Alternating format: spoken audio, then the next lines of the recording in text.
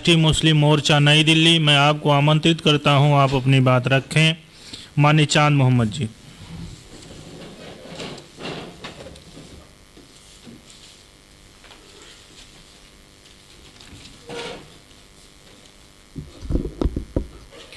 बहुत बहुत धन्यवाद। आज के कार्यक्रम के संचालक साथियों, पूरे देश में राष्ट्रीय परिवर्तन मोर्चा के द्वारा पूरे देश में बदलाव लाने के लिए, परिवर्तन लाने के लिए निरंतर पूरे भारत में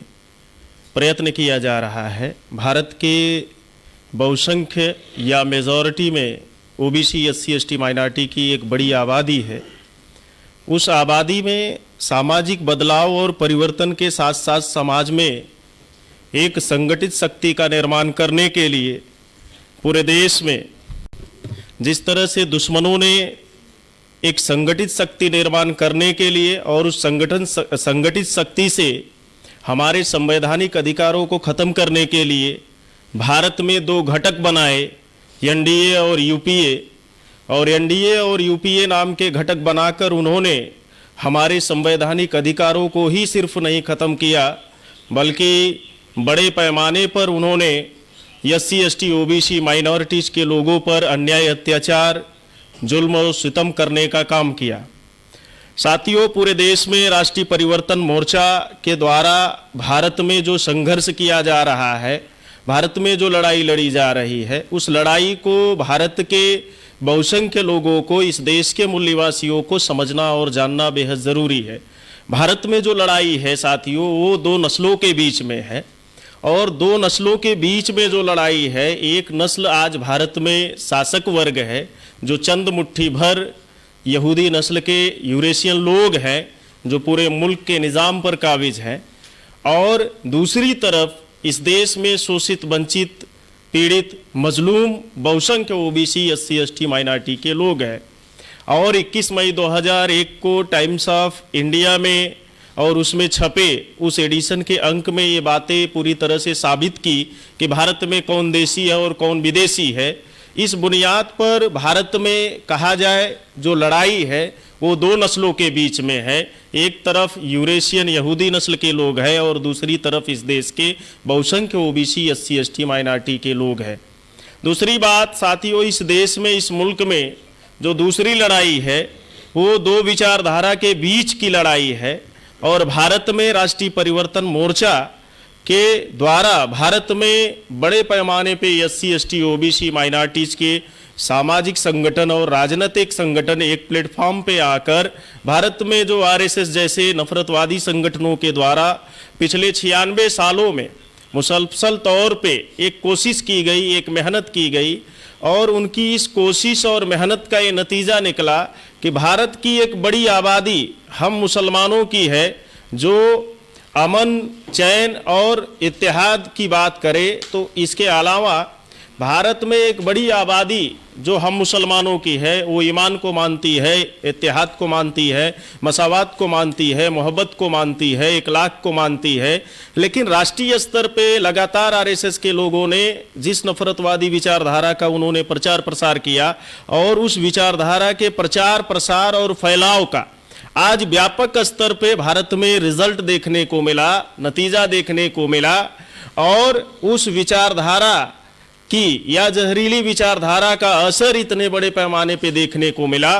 कभी पहलू खान मारे जाते हैं, तो कभी इखलाक मारे जाते हैं, तो कभी तबरेज मारे जाते हैं, तो कभी तस्लीम मारे जाते हैं, तो कभी अल्ताफ मारे जाते हैं। और ये सिलसिला यही तक नहीं रुकता है। त्रिपुरा में 21 मस्जिदें मुसलमानों की शहीद की जाती हैं और इसके साथ ही साथ उनके दुकानों, उनके मकानात को बड़े पैमाने पे तोड़ने का काम किया जाता है। और भारत में जो आरएसएस ने नफरतवादी विचारधारा का प्रचार प्रसार फैलाव किया, जो समाज को तोड़ने और बांटने का काम किया, उस तोड़ने और बांटने का नतीजा अगर हम बात करें जिन सेकुलर दलों के पीछे या जिन पॉलिटिकल पार्टियों के पीछे या सियासती तंजीमों के पीछे पिछले 75 सालों से भारत का मुसलमान लगा रहा, वो 96 सालों से लगातार आरएसएस जो नफरत की विचारधारा या नफरत का जो जहर समाज में तोड़ने और बांटने के लिए निरंतर उनके द्वारा, उनके जरिए बोया जाता रहा, समाज में फैलाया जाता रहा, उसके लिए उन्होंने कोई काउंटर प्लान नहीं बनाया। अगर उन्होंने कोई काउंटर प्लान बनाया होता तो आज बड़े पैमाने पे मॉब लिंचिंग के नाम पर जो है मुसलमानों की, शेड्यूल कास्ट के लोगों की और इस देश में आदिवासियों की और पिछड़ों की हत्याएं नहीं की जाती। तो उस नफरतवादी विचारधारा का काउंटर नहीं रहा, और काउंटर ना होने की वजह से हम अगर बात करें, जो भारत में मुसलमानों की एक बड़ी आबादी है, उस आबादी को उन्होंने आज के तारीख में अनटचेबल बना दिया गया।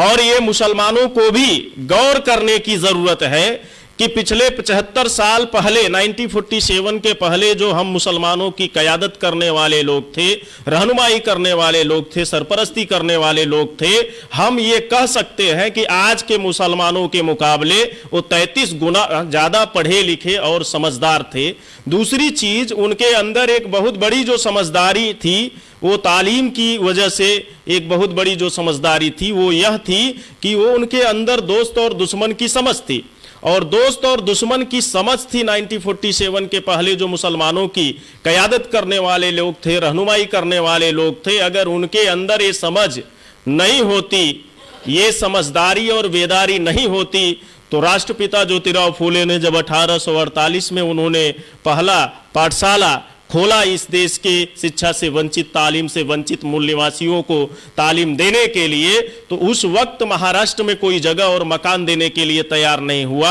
अब्दुल उस्मान शेख साहब ने वो जगह और मकान दिया। राष्ट्रमाता जब सावित्रीबाई फूले इस देश के शिक्षा से वंचित महिलाओं को, नारियों को शिक्षित करने के लिए उन्होंने कदम बढ़ाया, तो उस वक्त महाराष्ट्र में कोई भी महिला उनके साथ, व्यवस्था उस समय जो थी, उस तत्कालिक व्यवस्था के कारण कोई भी महिला राष्ट्रमाता सावित्रीबाई फूले के साथ चलने के लिए तैयार नहीं थी। लेकिन फातिमा शेख जो मुस्लिम कौम की थी, वो राष्ट्रमाता सावित्रीबाई फूले के साथ वो कदम से कदम उन्होंने चलने का काम किया और भारत की आधी आबादी महिलाओं को शिक्षित करने के संघर्ष में वो शामिल थी। इसके अलावा डॉक्टर बाबा साहब अम्बेडकर जब राउंड टेबल कॉन्फ्रेंस में गए, राउंड टेबल कॉन्फ्रेंस में उन्होंने जब इस देश के हक अधिकार से वंचित समाज की उन्होंने डिमांड की, तो उस समय जब उन्होंने हक अधिकारों की डिमांड की तो विरोध मिस्टर गांधी और नेहरू ने किया, समर्थन मुस्लिम लीग के मौलाना शौकत अली साहब ने किया। साथियों, डॉक्टर बाबा साहब अम्बेडकर के संविधान सभा में चुनकर जाने की बात हो, 1946 में जब डॉक्टर बाबा साहब अम्बेडकर को चुनाव हरा दिया जाता है, हरा देने के बाद जब पंजाब केसरी के ऑडिटोरियल में ये बात, खबरें छप कर आती है कि मिस्टर अम्बेडकर आपके लिए संविधान सभा के दरवाजे ही नहीं, खिड़कियां ही नहीं, रोशनदान भी बंद है, उस वक्त के मुसलमानों के अंदर डॉक्टर बाबा साहब अम्बेडकर के इंपॉर्टेंस और उनके ताकत और उनके विद्वता के बारे में जानकारी थी, उनके ज्ञान के बारे में जानकारी थी कि डॉक्टर अंबेडकर का संविधान सभा में जाना कितना इंपॉर्टेंट है। उस वक्त वेस्ट बंगाल के मुसलमानों ने खुलना, जसोर, बोरीशाल, फरीदपुर 4 जिलों से उन्होंने चुनकर डॉक्टर बाबा साहब अम्बेडकर को संविधान सभा में भेजने का काम किया। साथियों, इसके अलावा जब संविधान निर्माण हुआ तो आज इस संविधान के अस्तित्व की बात करें, जिस संविधान का बुनियादी मकसद ही ये है, आज भारत में समता, स्वतंत्रता, न्याय और बंधुत्व को स्थापित करना मकसद है। आज वो संविधान भारत में जो आज अमल में लाया जा रहा है, सत्ता में बैठे हुए जो लोग हैं, वो संविधान की इन मूल बुनियादी बातों को वो अमल में नहीं लाते, उसको नहीं स्वीकार करते, जिसकी वजह से आज भारत में जो संविधान का बुनियादी मकसद था, समता, स्वतंत्रता, न्याय और बंधुत्व, वो अमल में नहीं लाया गया। साथियों, 1947 के पहले मुसलमानों के अंदर जो 33 गुना ज्यादा पढ़े लिखे समझदार होने की मैंने बात कही, 33 गुना ज्यादा पढ़े लिखे होने के समझदार होने का जो दस्तावेज है, अगर वो 33 गुना ज्यादा पढ़े लिखे समझदार नहीं होते तो आज उस दौर में 33% ब्रिटिश हुकूमत में नौकरियों में उनकी भागीदारी और हिस्सेदारी नहीं होती। ये बातें साबित करती है कि उस वक्त के मुसलमान सिर्फ पढ़े लिखे समझदार ही नहीं थे, बल्कि कौन जालिम है और कौन मजलूम है ये बात समझते थे, जिसकी वजह से उन्होंने कदम कदम पे साथ दिया। लेकिन पिछले 75 सालों में 14 अगस्त 1947 के बाद जो भारतीय मुसलमानों को लेकर एक बहुत बड़ी साजिश इस देश में कांग्रेस और आरएसएस के लोगों ने की, इस मुल्क को तोड़कर भारतीय मुसलमानों को उन्होंने लीडरलेस मेजॉरिटी में तब्दील करने का काम किया, जिसकी वजह से जो गुलाम भारत में मुसलमान 33% ब्रिटिश हुकूमत में नौकरियों में हिस्सेदारी और उनकी भागीदारी हुआ करती थी, जो 1947 के पहले मुसलमान लैंड लॉट हुआ करते थे, वो लैंडलेस हो गए। तो पिछले 75 सालों में जो मुसलमानों के अंदर क़यादत दिखाई देती है, अलग अलग सियासती तंजीमों पे जो मुसलमान इधर उधर दिखाई देते हैं चेहरे, वो पोजीशन थे, पावर नहीं थे। हम बात करें 57 साल की कांग्रेस में कभी गुलाम नबी आजाद तो कभी सलमान खुर्शीद जैसे चेहरे अभी भी जिंदा हैं। 57 सालों में अगर ये पावर होते तो 33% 1947 के पहले जिस कौम की नौकरियों में भागीदारी थी, 57 साल की कांग्रेस में हुकूमत में ये चेहरे थे, गुलाम नबी आजाद और सलमान खुर्शीद जैसे लोग, लेकिन आज वो हिस्सेदारी और भागीदारी 1 से 1.5% पर सिमट गई। 57 साल की कांग्रेस में ये ऐसे चेहरे थे जो मुसलमान 1947 के पहले लैंड लॉट हुआ करते थे, आज वो लैंडलेस बना दिए गए। ये बातें साबित करती है कि इन पार्टियों में जो चेहरे थे वो पावर नहीं थे, पोजीशन थे। बीजेपी में कभी नजमा हेपतुल्ला, कभी मुख्तार अब्बास नकवी, कभी शाहनवाज हुसैन जैसे चेहरे आज हमें दिखाई देते हैं। अल्पसंख्यक कल्याण मंत्री यही बनाए जाते हैं, लेकिन 75 सालों में भारतीय हम राजनीति की बात करें और मुसलमानों के हक अधिकारों की बात करें तो दूर दूर तक जो है मुसलमानों के हक अधिकारों की अगर ये लड़ाई लड़े होते तो आज शासन प्रशासन और नौकरियों में मुसलमानों की ये जो दुर्दशा है, वर्तमान जो दुर्दशा है, सच्चर कमीशन के सिफारिशों के आधार की अगर हम बात करें तो आज वो SC ST से भी बदतर सिचुएशन में है, हालात में है। उसके लिए जिम्मेदार आज के तारीख में यही चेहरे हैं।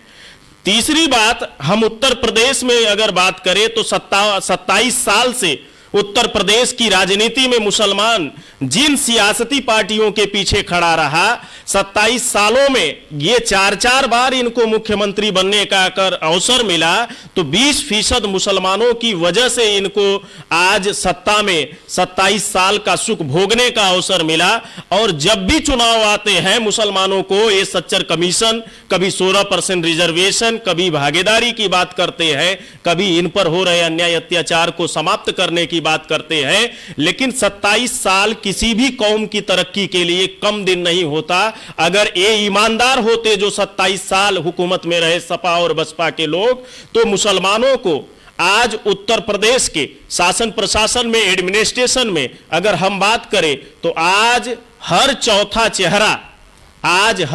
चेहरा उत्तर प्रदेश की राजनीति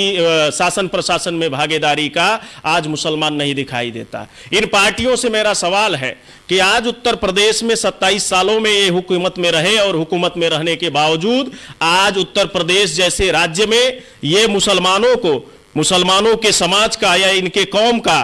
आज हर चौथा आदमी डॉक्टर, मास्टर, इंजीनियर नहीं बन पाया। लेकिन एक काम इन्होंने सपा बसपा के लोगों ने ईमानदारी के साथ कांग्रेस की नीतियों को अमल में लाया, आज वो दिखाई देता है। NCRB की रिपोर्ट बताती है, नेशनल क्राइम ब्यूरो की रिपोर्ट बताती है कि हर चौथा आदमी ये doctor, master, engineer, IAS IPS नहीं बना पाए। लेकिन उत्तर प्रदेश की जेलों में हर चौथा कैदी इन्होंने मुसलमान जरूर बनाया। और अगर ये चाहते तो IPC की धारा 436 और 436A में प्रोविजन है, कोई भी सजा याफ्ता कैदी अगर अपनी जो सजा उस पर जो है चार्जेस लगाए गए हैं, एलिगेशन लगाए गए हैं और वो एलिगेशन साबित नहीं हुए, अगर उस सजा में उसने आधे से ज्यादा सजा काट चुका है तो उसे 436 और 436A की धारा के अंतर्गत उसे निजी मुचलके पे रिहा कर देना चाहिए। अगर इस IPC की धारा का भी इस्तेमाल अगर ये 27 सालों के दरमियान करते तो आज उत्तर प्रदेश की जेलों में 33% जो है मुसलमानों की भागीदारी है और हिस्सेदारी नहीं दिखाई देती। तो इसलिए साथियों, उत्तर प्रदेश के मुसलमानों को ये बातें समझने की जरूरत है। हम अगर इतिहास से सबक नहीं लेंगे, डॉक्टर बाबा साहब अम्बेडकर जैसे विद्वान कहा करते हैं कि जो कौम अब तारीख से सबक नहीं लेती वो अपने मुस्तकबिल को नहीं बना सकती। अगर भारत के मुसलमानों को, उत्तर प्रदेश के मुसलमानों को अपने मुस्तकबिल को बदलना है तो उन्हें तारीख को जानना होगा, और तारीख के बुनियाद पर मजलूमों की हक और अधिकार की लड़ाई अगर भारत में आज राष्ट्रीय परिवर्तन मोर्चा के राष्ट्रीय संयोजक मान्यवर वावन मेश्राम साहब लड़ रहे हैं और इस देश में दोस्त कौन है, दुश्मन कौन है, ये बातें समझाने का प्रयत्न कर रहे हैं। और भारत में जो बड़े पैमाने पे 96 सालों से लोगों को मूर्ख और गुमराह किया इस देश में आरएसएस जैसे संगठनों के लोगों ने और उनकी विचारधारा ने, इसलिए मैं एक बात कहा करता हूं, अंग्रेजी में एक सेंटेंस कहा करता हूं, ये जो सिस्टम में काबिज लोग हैं ये ज्यादा देर तक हमारे लोगों को गुमराह नहीं कर सकते। इसलिए मैं कहा करता हूं, you can fool some people for some time, you can not fool all the people for all the time. यानी कुछ लोगों को कुछ समय के लिए मूर्ख बना सकते हैं, लेकिन मान्यवर वावन मेश्राम साहब जैसी शख्सियत अगर हमारे बीच में मौजूद है तो हमेशा के लिए इन सभी लोगों को मूर्ख नहीं बना सकते। इसलिए हम पूरे देश के और खासतौर से उत्तर प्रदेश के मुसलमानों को ये अपील करना चाहते हैं, उन्हें अपने भागीदारी और हिस्सेदारी और अपने वजूद और अस्तित्व की लड़ाई लड़ने के लिए इस व्यापक स्तर पे परिवर्तन और बदलाव लाने के लिए जो प्लेटफॉर्म तैयार किया गया है राष्ट्रीय परिवर्तन मोर्चा का, उसमें शामिल होना चाहिए। इस हालात पर राहत इंदौरी साहब 4 लाइनें उनकी मैं आप लोगों के दरमियान रखकर अपनी बात खत्म करना चाहूंगा। उन्होंने एक बहुत बड़ी बात कही कि अपनी पहचान मिटाने को कहा जाता है, अपनी पहचान मिटाने को कहा जाता है, बस्तियां छोड़कर जाने को कहा जाता है, अपनी पहचान मिटाने को कहा जाता है, बस्तियां छोड़कर जाने को कहा जाता है, पत्तियां रोज गिरा जाती है जहरीली हवा और हमें पेड़ लगाने को कहा जाता है। कोई मौसम हो सुख दुख में गुजारा कौन करता है, कोई भी मौसम हो सुख दुख में गुजारा कौन करता है, परिंदों की तरह सब कुछ गवारा कौन करता है। घरों की राख फिर देखेंगे, घरों की राख फिर देखेंगे, पहले देखेंगे कि घरों को फूंक देने का इशारा कौन करता है। इस निजाम को समझने की जरूरत है और इस हालात को बदलने के लिए हम सभी उत्तर प्रदेश के मुसलमानों को अपील करेंगे, इस बदलाव की कड़ी का हिस्सा बनेंगे। आप लोगों ने आज इस परिवर्तन मोर्चा के कार्यक्रम में मुझे बात रखने का अवसर दिया, इसके लिए बहुत बहुत धन्यवाद।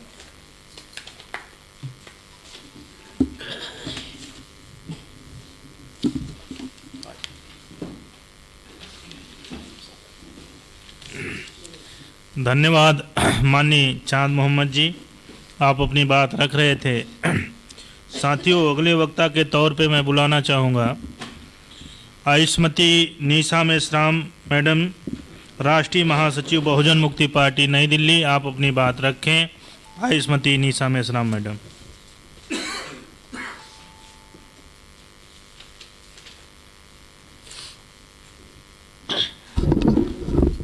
धन्यवाद संचालक महोदय।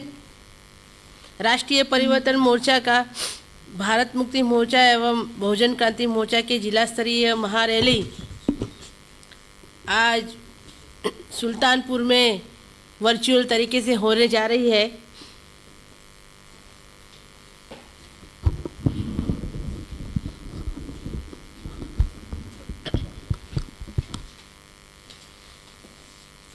घर पर बैठे हुए और वर्चुअल तरीके से सुनने वाले सभी साथियों को मेरा जय मुल्लीवासी। जरा सी खांसी सर्दी क्या हो गई, जरा सी खांसी सर्दी क्या हो गई, कोरोना का फिर से विस्फोट हो गया, कोरोना का फिर से विस्फोट हो गया। स्कूल सारी बंद कर दी गई, स्कूल सारी बंद कर गई और दारू के अड्डे सरेआम खुल गए और कहते हैं कोरोना कोरोना कोरोना फैल गया। दारू से मिट जाता है, स्कूल में जाने से ही कोरोना फैलता है। भाइयों बहनों, हमें कोरोना से डरना चाहिए, लेकिन इतना ही भी नहीं डरना चाहिए कि हमें जिस कारण हमारी बुद्धि का विकास होता है, प्रश्न जन्मते हैं, वहाँ जाना बंद कर देना चाहिए। हमारे बच्चों को स्कूल भेजना चाहिए, क्योंकि स्कूल से प्रश्न निर्माण होते हैं, सवाल निर्माण होते हैं, और सवालों के जवाब ये लोग नहीं दे पा रहे हैं, इसीलिए सारी स्कूलें बंद कर दी गई है। आज परिस्थिति ऐसी हो गई है कि बीजेपी को लग रहा है कि वो हार रहे हैं, बीजेपी को लग रहा है हार रहे हैं।